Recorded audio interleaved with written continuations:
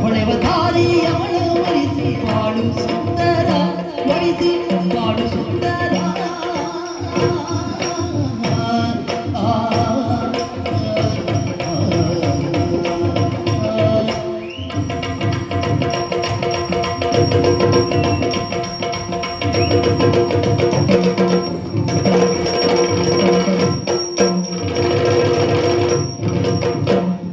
ಜನವ ತೊರೆದ ಹಾಸ್ಯದಂತೆ ಬಳಲಿ ಬಾಡಿಗೆ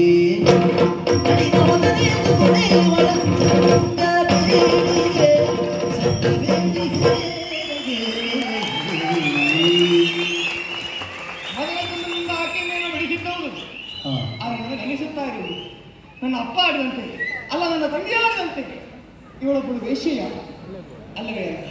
ಅವಳ ಮಾತುಗಳನ್ನು ಕೇಳಿದಾಗ, ಅವಳ ಚರ್ಯ ಚಟುವಟಿಕೆಯನ್ನು ಗಮನಿಸಿದಾಗ ನನಗೆ ಸುಸ್ಪಷ್ಟವಾಗುತ್ತಾ ಇದೆ, ಇವಳು ವೇಶ್ಯೆಯಲ್ಲ, ಇವಳೊಬ್ಬಳು ಜಾರಿಗೆ ಆಗುವುದಕ್ಕೆ ಸಾಧ್ಯ ಇಲ್ಲವೇ ಇಲ್ಲ.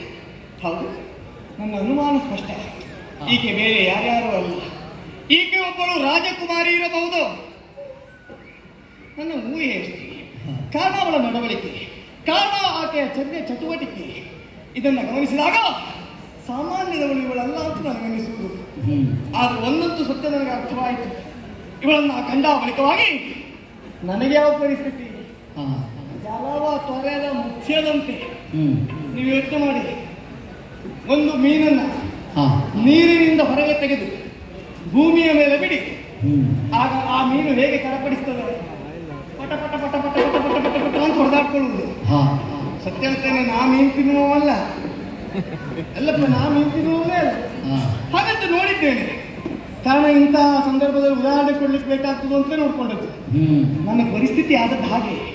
ಜಲವ ತೊರೆದ ಮತ್ಸ್ಯದಂತೆ ಬಳಲಿ ಬಾಡಿ. ನಿಮ್ಗೆ ಆಶ್ಚರ್ಯ ಆಗಬಹುದು, ಬಳಲಿ ಬಾಡಿದ್ದೇನು ಇವ್ರು ಯಾಕೆ ಇಷ್ಟೆಲ್ಲ ಹಾರ್ತಾ ಇದ್ದಾರೆ, ಕುಣಿದು ಕುಪ್ಪಳಿಸ್ತಾ ಇದ್ದಾರೆ ಅಂತ.